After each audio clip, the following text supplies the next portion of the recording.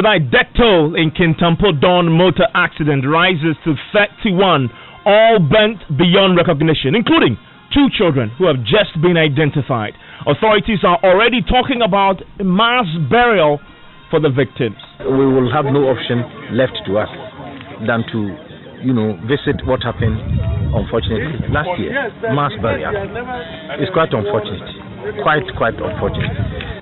We'll hear from a survivor who says the driver of their vehicle was sleeping behind the wheel, veering off into the bloody head-on collision. Driver no wada nti driver no si ne kwan mu obiazo ni o ebe buaye ho no na nipa no si omotia mu to se no hu se na mafo tia mu.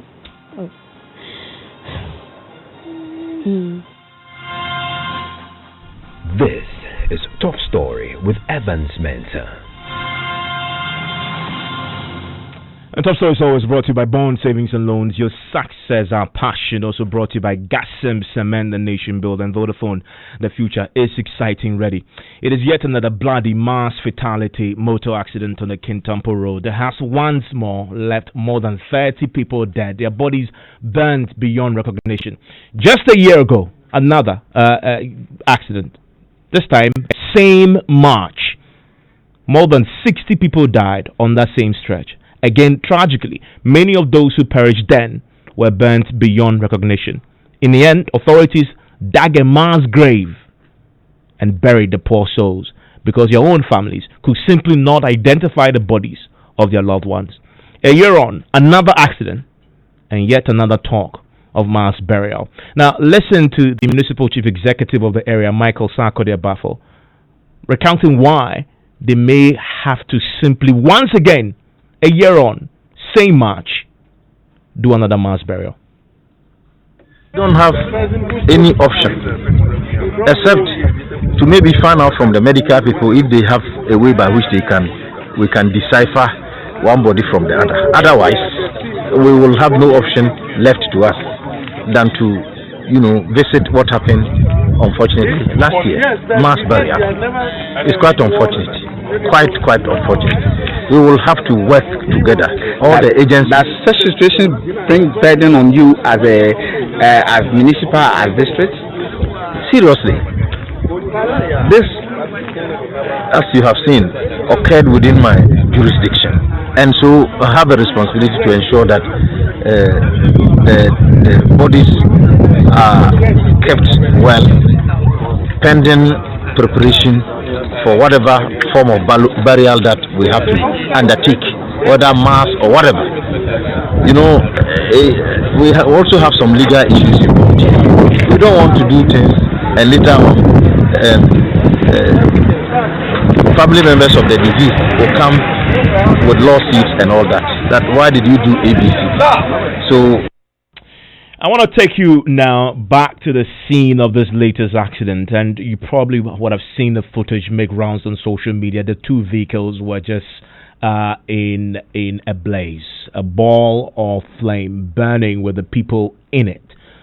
31 souls, including 2 children. Those 2 children just recently, in the last hour or so, been identified. My colleague Erastus Donko, who's been spending the entire day there today, was at the scene and described what he saw in the immediate aftermath of this accident. And if you come in here, you could see that indeed this was a head-on collision. The impact was so great, and both engines, collided in that order, and so it sent, the fire going. I have somebody who came here in the morning when the fire had engulfed the vehicle.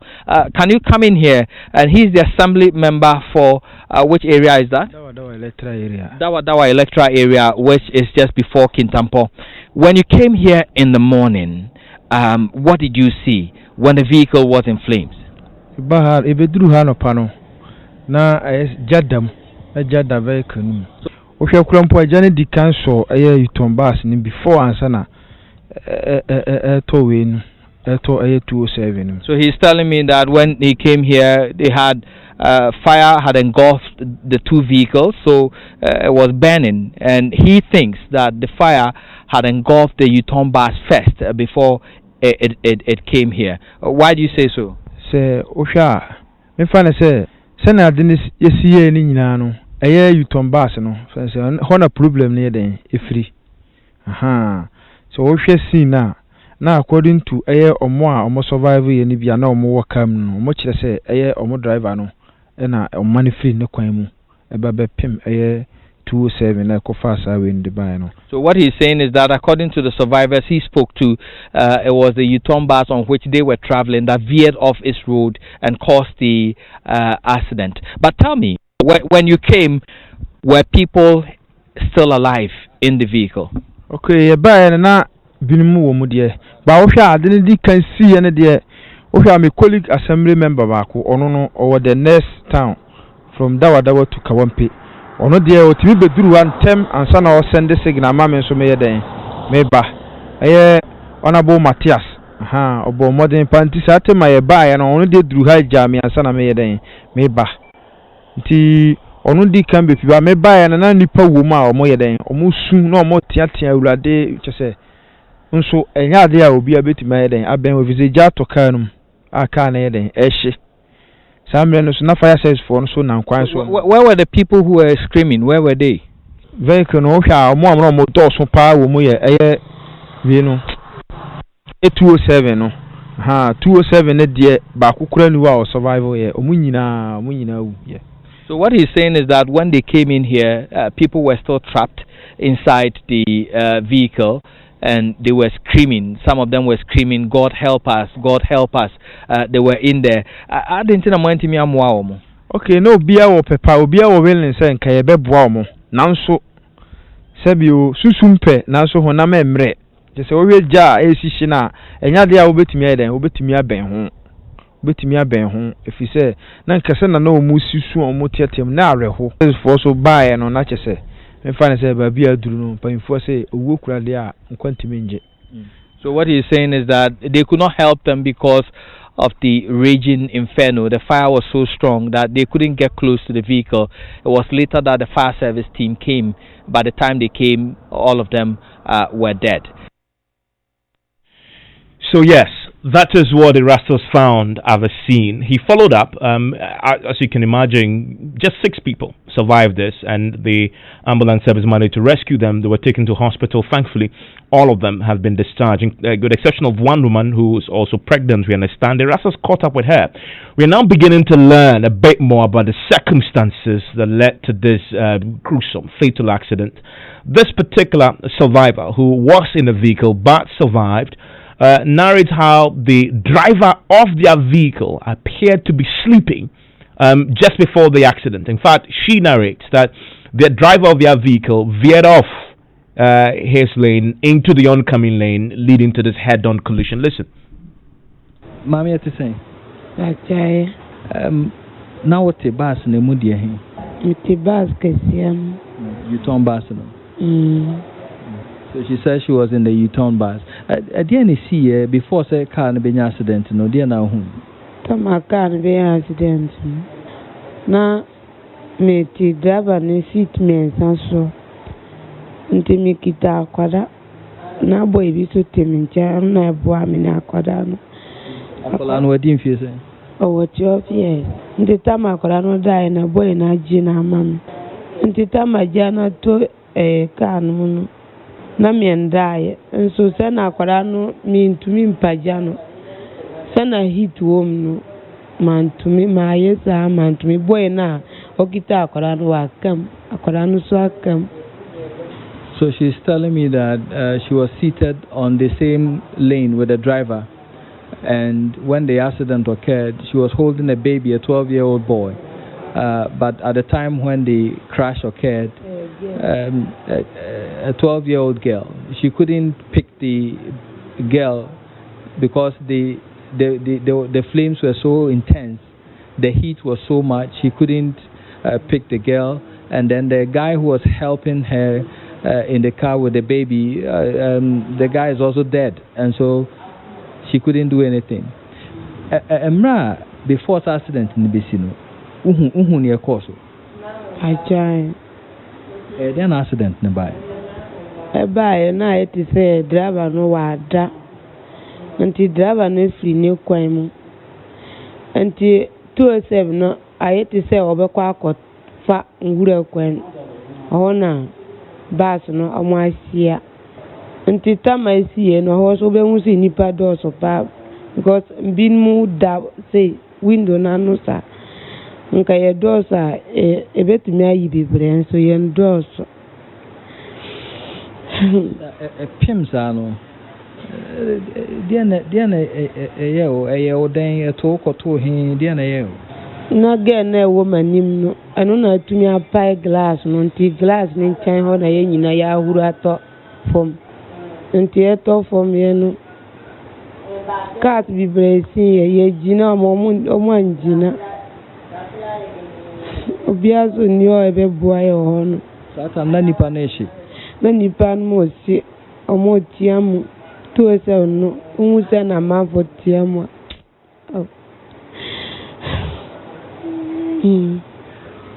So she says that after he said the driver was sleeping actually, and so he veered off his lane into the Sprinter bus's lane.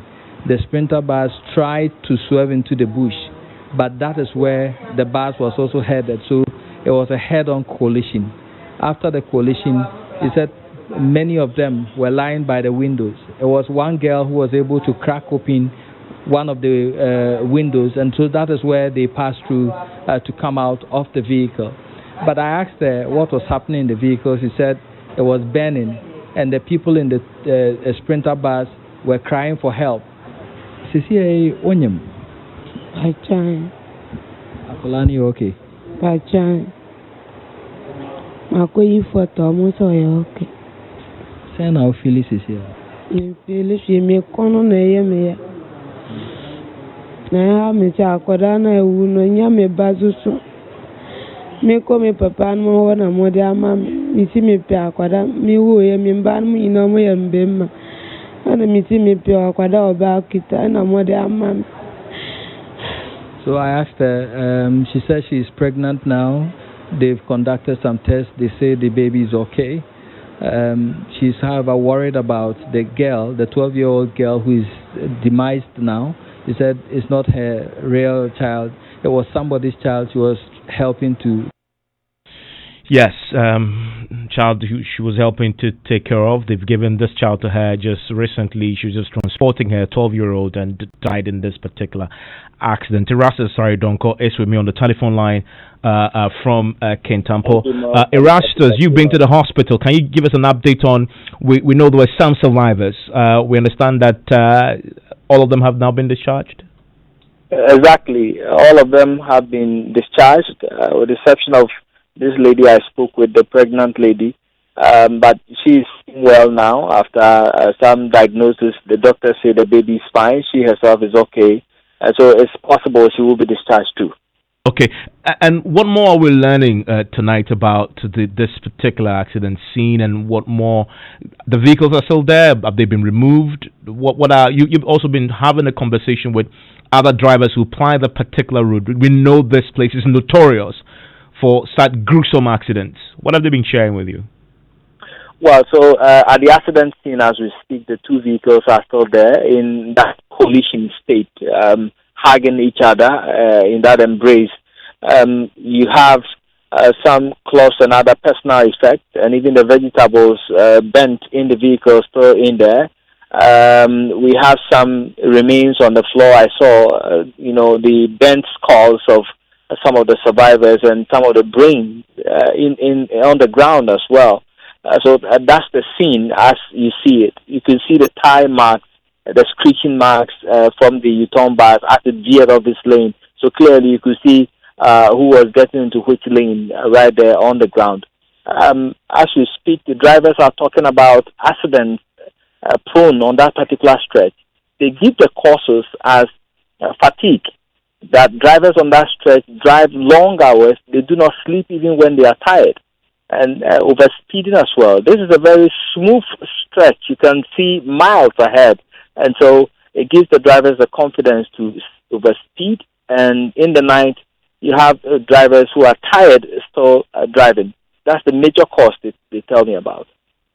Yeah, and this place, as I indicated, is notorious for fatalities in that particular part of town. And you've also, in essence, after we've seen this accident, the vehicle, from what we understand, is still at the scene. Hasn't been moved yet. Has it been moved? Both vehicles? No, the vehicles are still there in that position. They are still there at the scene. I'm here with the MCE for Kintampo, and I want to ask him that same question, when the vehicles will be moved. So, Michael Sarkodie Bafo is with me now. Good evening. When will the vehicles be? Thank you very much. As soon as possible, I'm sure by tomorrow we would have moved them to the police station. It's difficult with vehicles to move them? In fact, it's like they have embraced each other. Let's put it that way, because there was head-on collision. When we got there in the morning, we wanted to remove kind of the sprinter from the ground bed. We tried fruitlessly. So I asked that Zoom Lion should help us. So you don't have a towing vehicle? We don't have a towing vehicle. The whole strike, they don't have a towing vehicle? There's no towing vehicle.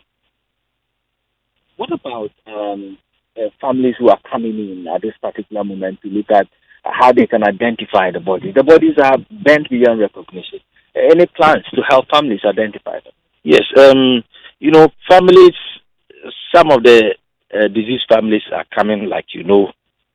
I'm sure that when the travelers were leaving home, let's put it this way, were leaving home, they might have seen them, the clothes that they were in and all that, even though they are bent. I'm sure when we put a few things together, we'll be able to identify some of them. Like the driver. The driver is also bent completely. But because where they took the body from, they were able to decipher that this is the driver of the ground bed, as well as the sprinter vehicle. Where they were pulled from, indicated to them that these ones might be the drivers. So the two have been identified, the two drivers? Yes, the two drivers have been identified. One is a Muslim, and I'm sure by now it has been handed over to the family for burial, in keeping with Muslim tradition. So in case that you are unable to identify all of them, what will happen? In case you are not able to identify all of them, what we will have to do, because legal matters are involved here, the police will advise us, and as usual, we may have to go the mass burial way, in order that we don't have any problem. The environmental officer was also there. I've asked him to look at what happened and advise me, going forward, as to what to do in terms of identifying them. And if we are not able to identify all of them, then the option that we will resort to. That's a very big issue. That's a number of aspects of error. What has been done after this accident? What has been done to the road to, stop this or even minimize? I concede that the stretch is gaining notoriety in terms of accidents. It's all about drivers and passengers being careful. Most of the drivers drive long distance from Boku to Accra. Only one driver. You see, so education will have to go down to the drivers, and so the police and all road people who are related or have something to do with vehicles will also have to set up, so that we deepen education and surveillance, and also, if it can be possible, that we have the police going up and down. If you go by the stretch, you realize that we have dotted security containers all along. The rationale was to have military police presence on the road throughout 24/7, so that they could be checking some of these things. Well, that is the MC for this particular area in question, Michael Sarkodia Baffo. And as we'll be indicating, this particular stretch, I just want to go back to 2016. I guess the most gruesome accident yet on that stretch happened. About 70 people perished in that particular accident on the same Kintampo stretch. Then John Dramani Mahama sent a high-powered delegation himself. He led that delegation with John Sasiru Nketia, the chief of staff, and made a promise to give 100,000. Conversation then started about what to do about that particular stretch and fix it. Obviously, nothing really has happened since then. Last year, as we've just been talking about, again, same area, another accident, this time claiming 60 lives. Just last year, again, in that particular accident, the two vehicles were engulfed in flame. In the end, they had to bury more than 30 people in a mass grave. Fast forward to today, and last year it happened in March, by the way. This one too happened in March. We're again having a conversation about a possible mass burial once more. Thankfully, we can speak to the regional minister who is on the telephone line with me right now, Kofi Amwako Hene, on the line with me. Mr. Amwako Hene, thank you for your time here on Top Story. Thank you, my dear brother. I'm grateful that you could join us. It's not a good day. Another accident on that stretch, another month, another fatal accident. This must definitely be of grave concern to you. Yeah, exactly. Thank you very much, and may I pay regards to our listeners this evening. I think it's been a sad day, very, very sad day. I woke up this morning into this news, and I had no option than to rush to the scene myself with my regional police commander and all the regional commanders, fire, the BNI, and all. We went there to look at things for ourselves and see the best possible way we could assist, especially the survivors. And indeed, it was true, and we witnessed it. Bad as it was, we still could do our best, and by the grace of God, we've been able to clear up the place, and the perished taken to the morgue, and then the survivors also taken to the hospital.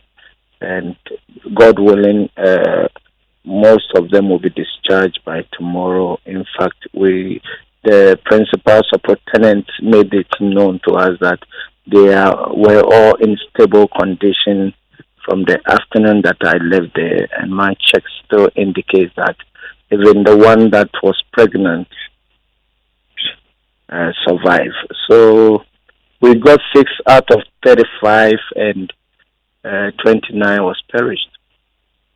I mean, in fact, we are getting a word just right now, both from the hospital, from the MC, that figure may be more. But I need to ask you, this particular stretch, I've just been talking about in a year. I mean, March last year, March this year. Last year, in March, 60 people, 30 had to be buried, mass grave. Again, we are talking about a similar situation playing out today. We can track every year. Fatalities on that stretch is just mind-blowing.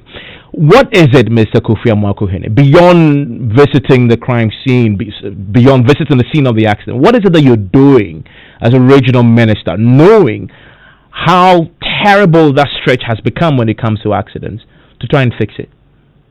Thank you very much.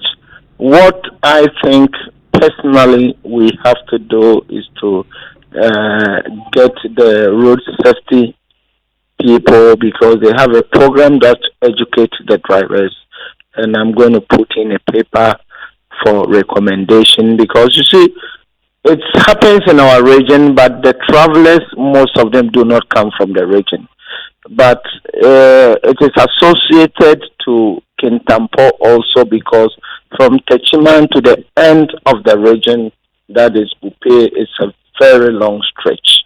And it's not very active area that when you drive, you could have stoppage and other things to at least rejuvenate yourself.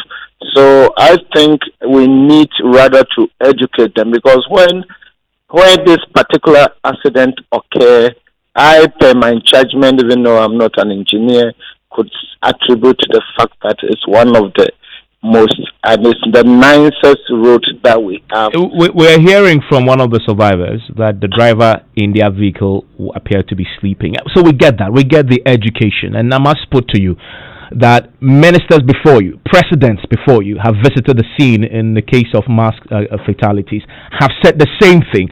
Let's get the Road Safety Commission, let's educate more. It hasn't solved the problem. Something else needs to change. Mr. Makuhini, so saying that we're going to educate, we've heard this before. Why can't we just make the interventions work? It is so, but between me and you, you know, Ghana is a developing nation, and we don't have sufficiency of everything. You travel outside the world, and the stop barriers and then the rest stops are there. And still there is regulation that make people drive. And there is a data that supports that when you leave one destination, you cannot cross to the other destination because you have the digital checkpoints and all other things internally built in the system. We are developing and we are yet to get to those places. You could set the rules, but who's sitting to check the rules? But Mr. Thankfully, you're also the Regional Security Council chairperson. Can't we flood that particular stretch with police officers now? Flood that area with police officers now, and so that they'll enforce the speed limits, stop vehicles to check if in fact they're fatigued.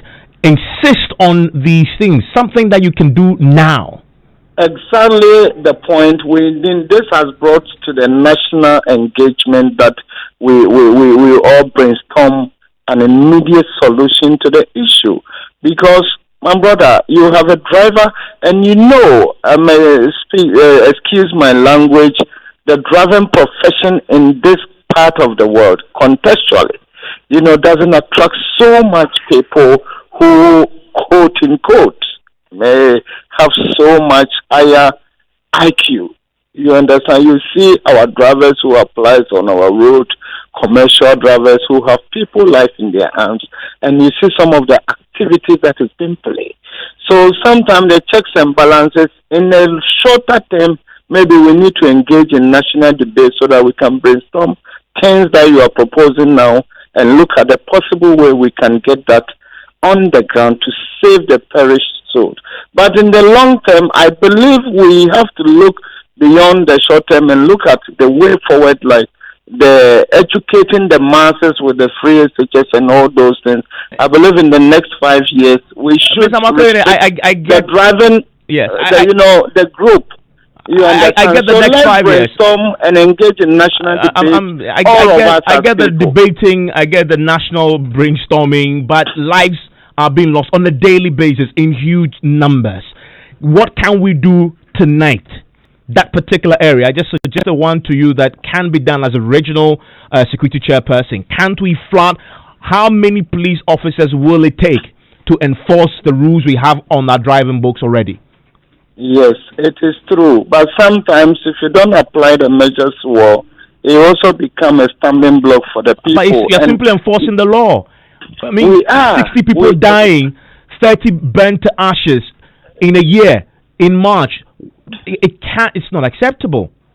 It is not. But what I'm saying is that still there ought to be checks and balances in applying rules and regulations, because we have started, we are in democracy now. And it's not like before that you wake up in a minute, you do a whole lot of things. Some of the activities ought to be based by law. I get you. So are you saying it's okay for more people to die whilst we try and, deal with this in a way that is democratic? When you can simply enforce the law, get the police on the floor and enforce the law. I could never suggest that, because I wouldn't wake up in the mid-morning till this time and I have even not eaten, because not that I don't have food, but I saw it myself and it's so bad. But what I'm saying is that still it's about humanity.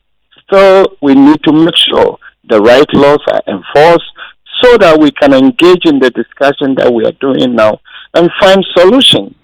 I am grateful, Minister. That's Kofi Amwako-Hene. He is the regional minister, the Bono East regional minister. This particular accident fell in his enclave. Another 31 people dead. We're hearing now there's going to be another mass burial. Just fast track last year, as I keep repeating, 30 people plus, again, mass burial. 60 died then in total. Go back to 2016, 70 died. Again, international media attention. CNN has a report about it. We still haven't fixed the problem. What do you make of this? Send us a WhatsApp, 0244 34